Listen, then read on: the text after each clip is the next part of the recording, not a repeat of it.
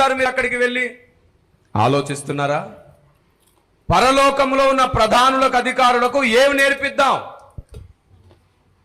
ఈ ప్రశ్న ఉత్పన్నమవుతుందని దేవుడు అక్కడ ఏమన్నాడంటే, దేవుని యొక్క నానావిధ జ్ఞానము, వారికి తెలియనిది మనం నేర్పించాలి.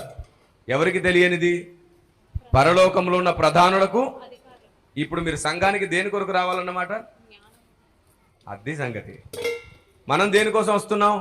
బ్లెస్సింగ్స్, ఆశీర్వాదముల కోసం మనం మందిరానికి వస్తాం. ఆశీర్వాదములు, దీవెనలు కావాలి. అందుకే దేవుడు అర్థం కావట్లేదు. అయితే ప్రారంభంలో ఆత్మీయ పసితనంలో మనకు దేవుడు అంటే పెద్దగా ఏమీ తెలియని ఆ కాలంలో దేవుడు కనికరిస్తాడు.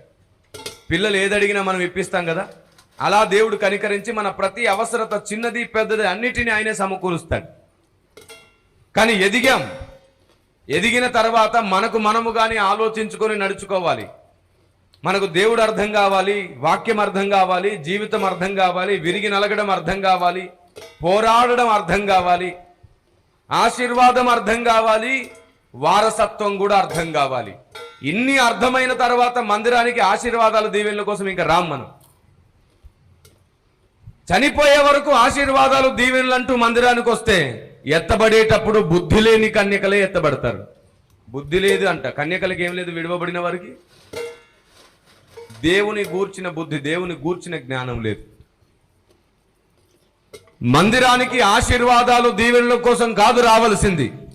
నీకు తెలియనప్పుడు అలా వచ్చావు, కానీ రక్షింపబడి 5-6 సంవత్సరాలు గడిచిన తర్వాత కూడా నువ్వు ఆశీర్వాదాల కోసమే వస్తే దాని పేరు బుద్ధి లేనితనం. మరి ఎందుకు రమ్మంటారు సార్ అంటే, నువ్వే ఆశీర్వాదంగా మారిపోవాలి, అందుకు నువ్వు మందిరానికి రావాలి. Praise the lord. ఆశీర్వాదముల వెంబడి నువ్వు కాదు, నీ వెంబడే ఆశీర్వాదము రావాలి. ఆశీర్వాదముల కొరకు నీవు కాదు, నీవే ఆశీర్వాదం అవ్వాలి. ఆమేన్. నీవే